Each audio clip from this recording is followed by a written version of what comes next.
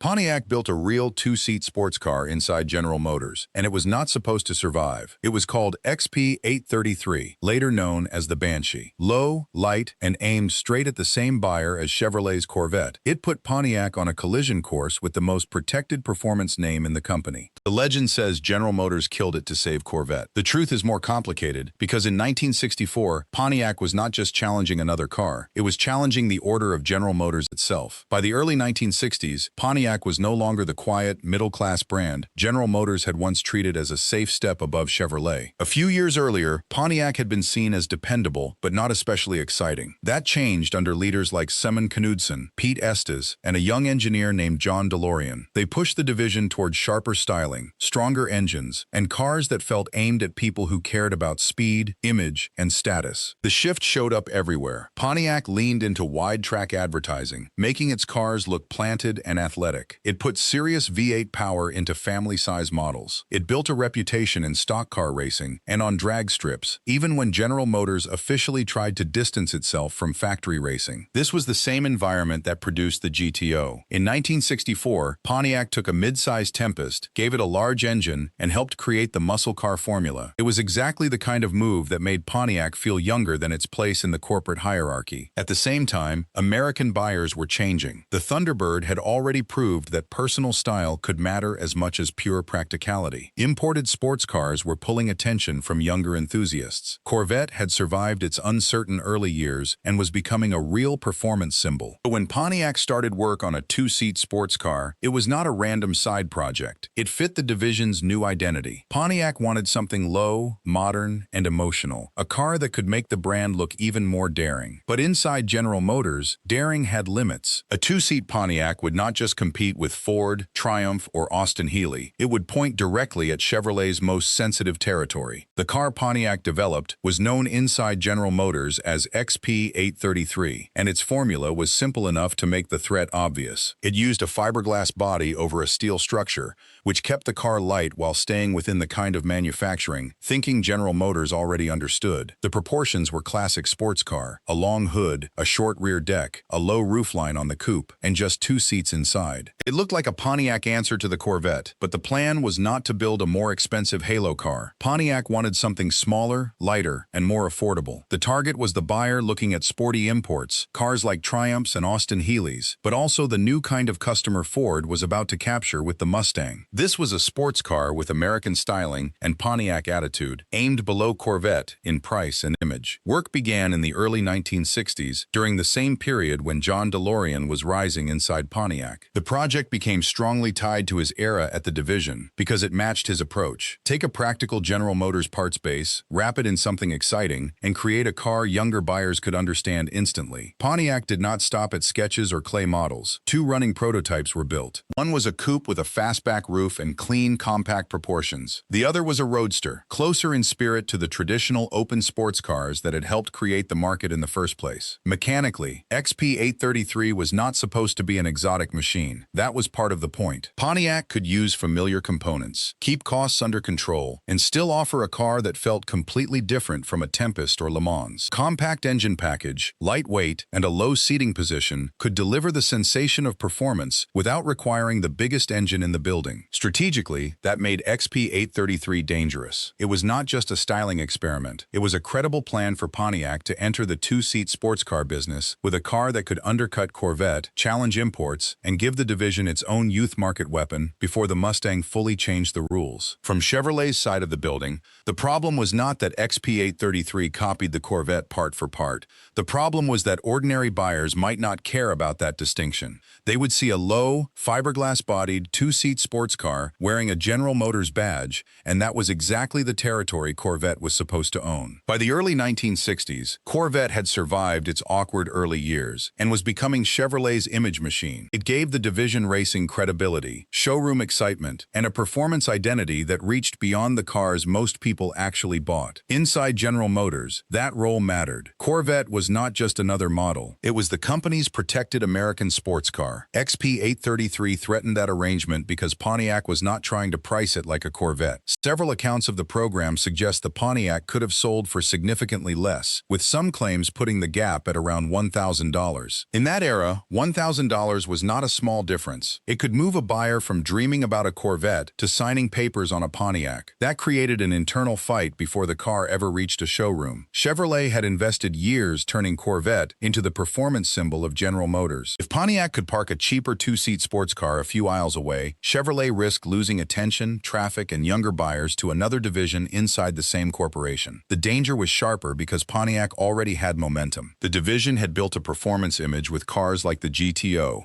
and John DeLorean's team understood how to make excitement feel attainable. A Pontiac sports car did not need to beat Corvette on every specification to cause trouble. It only needed to look close enough, cost less, and feel fresh. That is what made XP-833 politically dangerous. It was not an import fighter in isolation. It was a General Motors sports car that could challenge General Motors' own hierarchy. And in that system, the deeper question was unavoidable. Could a Pontiac be rejected not because it was too weak, but because it was too good? General Motors did not operate like one car company with different badges. For decades, it worked more like a ladder. Chevrolet sat at the entry point. Pontiac added youth and performance. Oldsmobile offered more comfort and technology. Buick moved buyers upward again, and Cadillac stood at the top. That ladder was not just marketing, it shaped product planning. A customer was supposed to start with a Chevrolet, then move through the corporation as income and status increased. Each division needed its own personality, but not so much freedom that it stole another division's assigned customer. This is why the Banshee was more sensitive than a Pontiac aimed at Ford,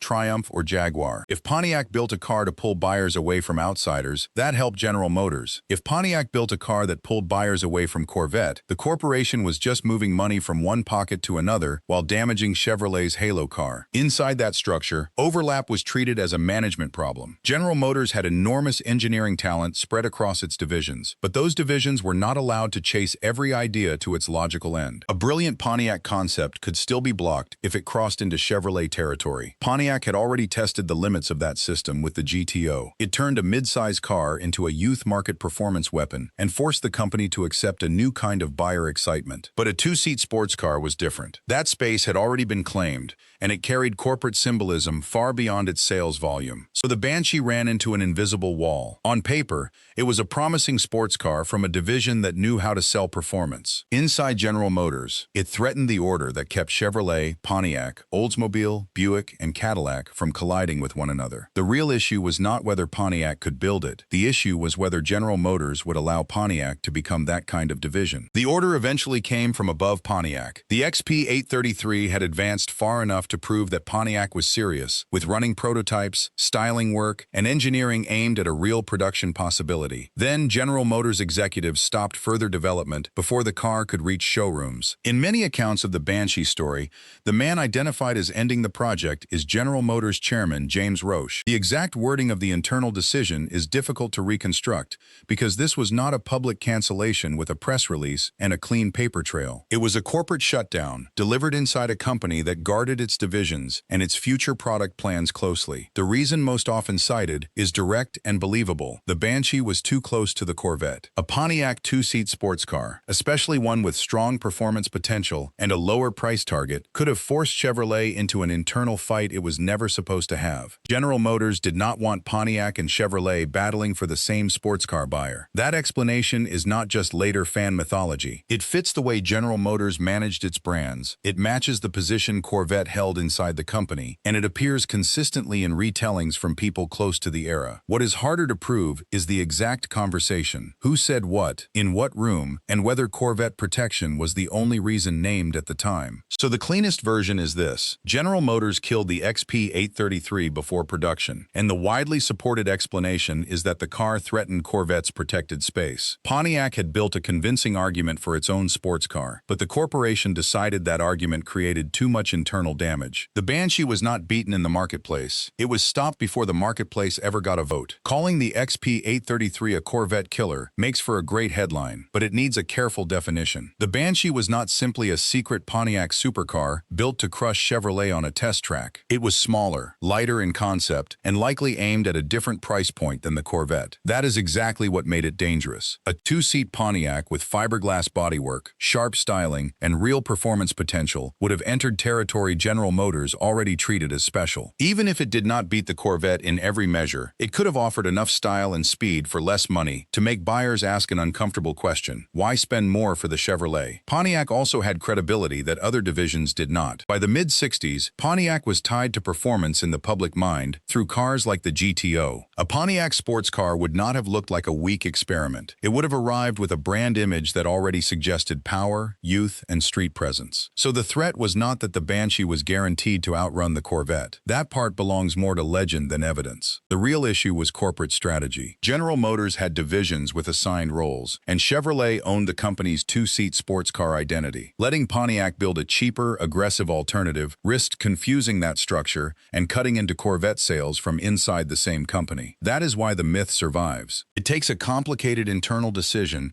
and turns it into a simple showdown. Pontiac built the Killer, Chevrolet got scared, and General Motors pulled the plug. The truth is less cinematic but more revealing. Pontiac had created a car that fit the market, fit the brand, and fit the era, but did not fit General Motors' internal politics. The Banshee was a Corvette killer only in the strategic sense. It threatened the protected space around Corvette, not because it had already won the race, but because it might have changed the rules. Banshee did not disappear in the way canceled prototypes usually do. Pontiac's two XP-833 cars survived, and that gave the project a second life as proof of what the division had tried to become. Enthusiasts later looked at the Banshee's long hood, short rear deck, low nose, and tight two-seat proportions, and saw echoes of future General Motors styling. Some connected its shape to themes that appeared on later Corvettes, and even Pontiac's own Firebird. That connection should be treated carefully. The Banshee was not a single blueprint that secretly became those cars. It was part of a wider design language inside General Motors, where ideas moved through studios, sketches, clay models, and corporate reviews. Still, the visual overlap mattered. The Banshee looked too advanced to feel like a dead end. It seemed like a car that had been stopped before the public got to decide whether it deserved to exist. That is why it became more than a prototype. In Pontiac lore, the Banshee stands for the brand's confidence during its most ambitious years. This was the same division that helped turn intermediate coupes into muscle cars and made performance feel young, aggressive, and profitable. Its cancellation also exposed a larger General Motors pattern. The company could produce brilliant internal ideas, then kill them when they threatened the balance between divisions. Engineering talent was not always the limit. Brand politics could be. The most revealing part of the Banshee story may not be that General Motors canceled a Pontiac sports car. It is that the company believed it had to. The XP-833 was the sports car General Motors chose not to build. Protecting Corvette appears to have mattered, but so did hierarchy, politics, and Pontiac learning where its freedom ended. Was GM right to stop it, or did Pontiac deserve its own two-seat performance car? Tell us in the comments. Thanks for watching Forgotten Detroit. Subscribe for more canceled concepts, forgotten cars, and Detroit boardroom battles.